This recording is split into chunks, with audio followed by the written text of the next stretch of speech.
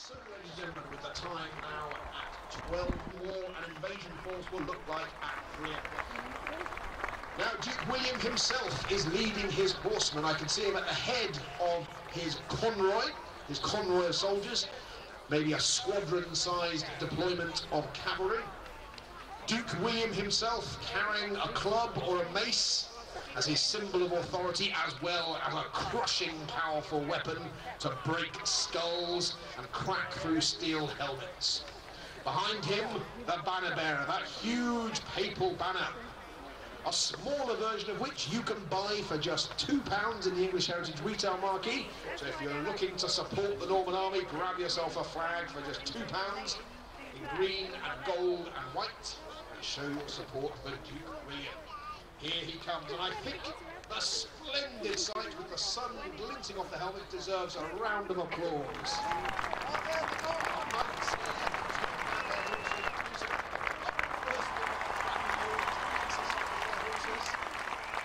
This is power, this is splendor, this is the sight of victory on the battlefield.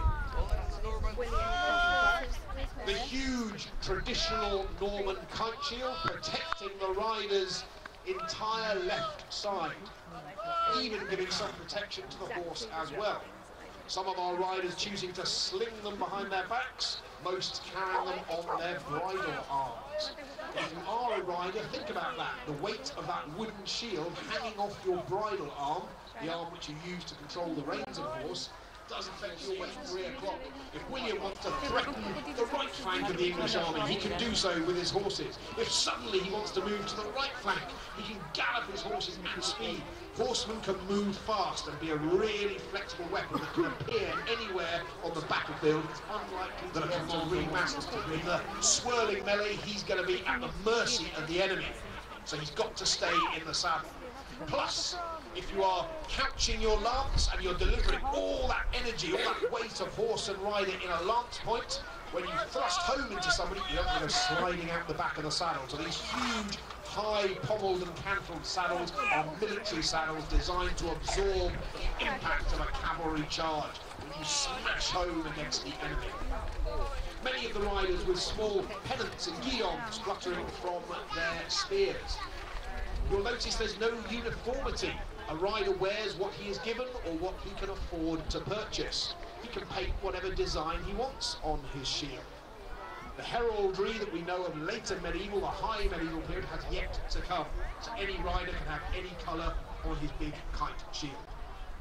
If you're standing still in battle, you're probably going to be dead in battle. You've got to keep on moving, but you've got to stab at your target. Over the shield, off to the side, spin the spear, use it to engage a target behind you to the front.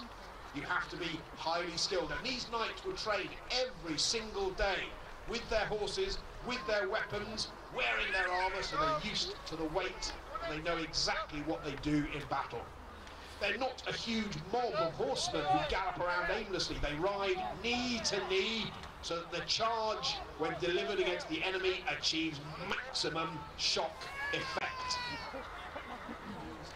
Incredible warriors, to be the Saxon shield wall at the top of this battlefield and to face this seemingly unstoppable war machine. They set off at the walk. They increase the pace to the trot. Keep the line, keep the line. Discipline is everything. Into the canter. Here they come, here they come, here they come. And with a cry, charge, the lances are levelled. Would you stand, or would you run? That charge deserves a round of applause. Look at the discipline there. Hopefully they reined in at the end. And the sanctity of the English Heritage tape barrier was maintained. But again, will you stand? Will they stop? Through a unit, they will hit a unit face on. Here come the lances. It's an unstoppable war machine! Ladies and gentlemen, the Norman cavalry, the armoured convoys of Duke William of Normandy. Hopefully they reined in at the end. Well, an impressive sight, I'm sure you'll agree. Never forget, there were 3 3 battles in that fateful year of 1066. The Battle of Fulford, just outside York, when the Saxons were beaten by an invading Viking horde. Then a few days later, an English victory at the Battle of Stamford Bridge, again just outside York, where we surprised that invasion force of Vikings and defeated them. And within 3 days of that great victory, suddenly news comes to King Harold all the way up in Yorkshire that down on the south coast, William has made his move. He gallops down from Yorkshire, 260 miles he covers in 2 weeks. And the warriors you see here are a mixture of Norman and Saxon troop types, because truth be told, it's very difficult to tell them apart. Unless you hear a different language, the troop types, the different infantry of 1066 were very, very similar. Sometimes we think round shield means Saxon and kite-shaped shield means Norman, but if you look at the Bayeux tapestry, that wonderful 70-metre-long cartoon-like depiction of 1066, you can see kite-shaped shields, supposedly Norman shields, used by both sides. It's the state of the military art. If you're a professional soldier, you're going to get the best equipment you possibly can. And what we're going to do is bring our fighters together, and we're going to see the skill at arms in that knife fight. Now, a knife fight is a knife fight, whether on the battlefield or anywhere else. They're often over very, very quickly. A short stab, a quick lunge, a cut, and the enemy are down. What we're going to do here is once one warrior has won in his pair, he'll find somebody else to fight, and so on, until there is only one left standing. Our warriors look at each other's eyes, gauging their opponent, seeking advantage. It's all about speed and strength. And when one warrior makes a lunge, if it's not successful, it's probably another hunting knife, if you like. Normally it's just got one cutting edge, big heavy blade, a handle wrapped in leather, possibly an antler or a horn from an animal as the handle. And as I say, it can be used for killing an animal, for the dinner table, for skinning a beast to take its skin, or in this case, for dispatching a warrior. Who's left to fight? Closest to me, our man in green is down. The other end, we've got blue and red fighting each other. Give them a cheer. Who do you want to win, blue or red? It looks like blue. Right, come on boys, at the double. Blue versus white. Who's going to be the master of the sacks?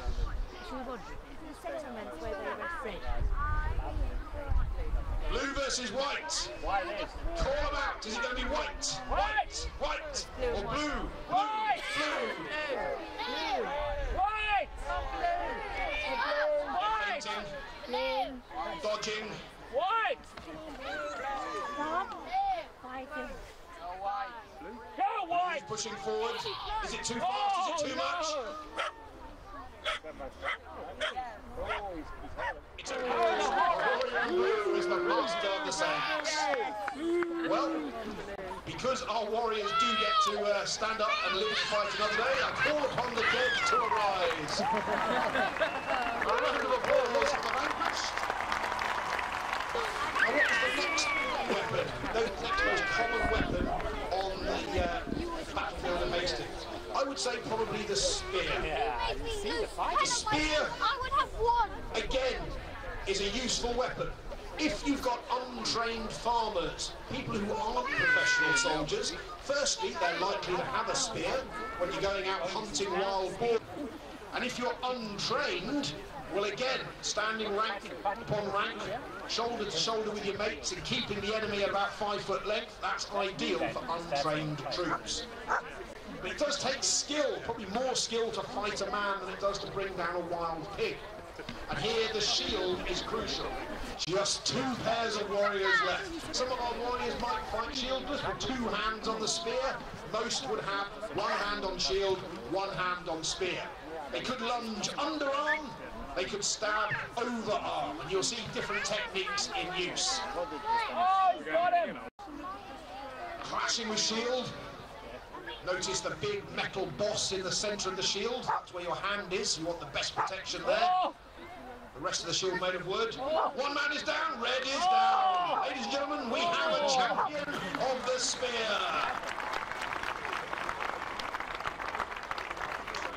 Yes, let the dead arise. We must forget that. We need every man back in the ranks. But our next weapon will be the hand axe. And again, this is primarily a tool, a bit like the knife. It can be used to skin an animal, it can be used to kill a human being. The axe is much the same. Every single household, whether in the country or in a town, would have at least one axe, maybe many hand axes, purely for activities like chopping wood. Everyone had to have a fire, everyone had to have an axe. But a household tool it may be, a fearsome weapon in battle it can also be. So gentlemen, lay on. If a bladed axe like this can chop a log for your fire, it can also chop an arm off, chop a leg off, split a skull in twain. And when you've got a shield, a wooden shield, the axe is probably the best weapon for chopping that shield into kindling. And again, I've seen professional axe fighters literally chop a shield to pieces to get to the man behind. Of course, if your axe gets wedged in the wooden planks of a shield and you can't pull it out, then you're in trouble. And you can hear the weight of the blows as the steel axe heads slam against the wooden planks of their opponent's shield. A big overarm blow can do a huge amount of damage. It might even split a metal helmet in two if you hit it in the right place. So again, some warriors wearing padded coats or gambesons. Now swords come in cheap varieties, they come in expensive varieties. A high quality sword is an extremely expensive item. This is the weapon that probably requires the greatest skill. To parry, to cut, to thrust, to hack, to use in combination with a shield, to use from horseback, and very quickly our swordsmen are dispatching their enemies. Now a cutting blow, a slicing blow, may well be stopped by the mail armour worn by many of our swordsmen. But with enough power, the thrust, particularly if delivered from a horse, may well burst asunder the rings, the riveted rings of these mail coats and get to the soft, squishy bits inside. It can degenerate, and your foeman may not just be in front, so you've got to be prepared to practice in a fight where your enemy could come from left or right or even from behind. Well, our final pair is here. Is it Red versus Mulberry again? Smell the garlic on his breath if he's a Norman. Stop hitting. And close with him until the end comes. And the end will come, and there it is. Ladies and gentlemen, the master of the sword. Well, once again, I call upon the dead to arise. Unlike in the real battle, our warriors do get up to live to fight another day. So you've seen the tools that a civilian or a farmer would bring to the battlefield. You've seen some of the professional weapons. Earlier on, we saw the Norman knights on horseback. If they are the secret weapon of the Norman army, does the Saxon army have a secret weapon of its own, of this huge, heavy Dane axe? Again, only the weapon of a professional soldier. The personal half guards, the personal household troops of King Harold or his greatest nobleman. It's a very different form of combat to that of the sword. See the power of the blows, almost knocking down their opponents. Again, a wooden shield will be chopped into kindling were these weapons combat sharp. They are, of course, blunted for reenactment purposes, but they're still the same weight. Now imagine facing the Norman knights on horseback we saw before. These whirling axes of death are the only weapons that can really effectively face them. And as I said, in that Bayeux tapestry, the picture of the horse's head being cut off by one of these axes is a very, very evocative and scary image. Ladies and gentlemen, our Dane axeman has seen off all comers. So I think a round of applause for the mighty, mighty Danacs, the secret weapon of the Saxons. Will they win at Hastings in our 3 o'clock reenactments? We will see. Ladies and gentlemen, our warriors will form the units, the wings, the battles, the households, call them what you will, and prepare for combat.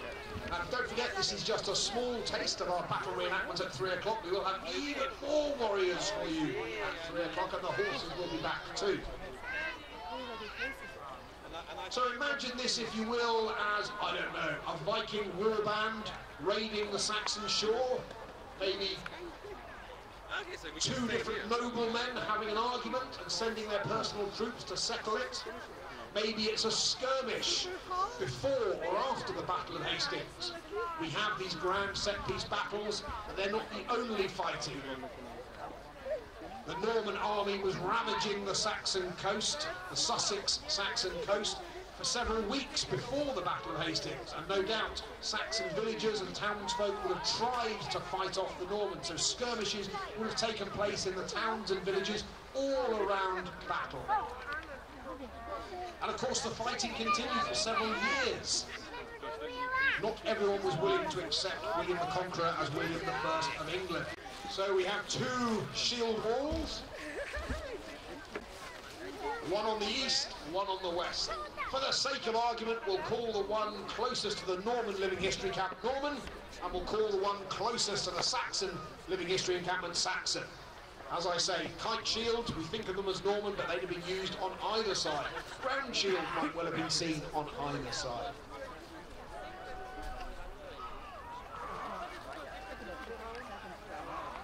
Now the shield wall has been formed by the Saxons with overlapping shields, drumming their swords on the shields to instill fear into the enemy. Sometimes it can be settled with psychological warfare. The more aggressive side, making the most noise, could literally scare the enemy away. The Normans have taken some casualties on their left flank, further down the slope. It looks like the Saxons are peeling round. Look, the whole line has started to skew round. They were facing across the slope, now it's up and down the slope. The Saxons are beginning to envelop the Normans. For goodness. This is one Saxon village that seems to have beaten off the invaders. There's only a handful of Normans left. The writing is on the wall for them. All they can do now is settle their lives dear. The end is upon them. We could have a reversal of history. Wait and see. Who will win at 3 o'clock? I don't know. Ladies and gentlemen, once again, I give you the forces of King Harold and our Saxon villagers victorious. The Normans lie strewn across the battlefield, dead or dying. But as I say, our warriors, unlike the real ones 955 years ago, do get to live to fight another day. So a round of applause, please. We couldn't fight the battle without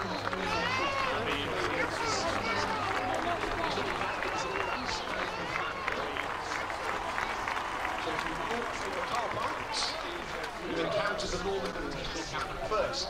Up here, slightly higher, nestled with trees on 3 sides, closest to the catering concessions, that's where we have our Saxon living history encampment. And actually, great fun and make fantastic historical decorations at any bedroom or home.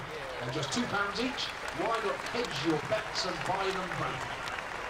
As I say, on sale in the retail marquee, as are many other unique souvenirs of your day out in history, courtesy of English heritage.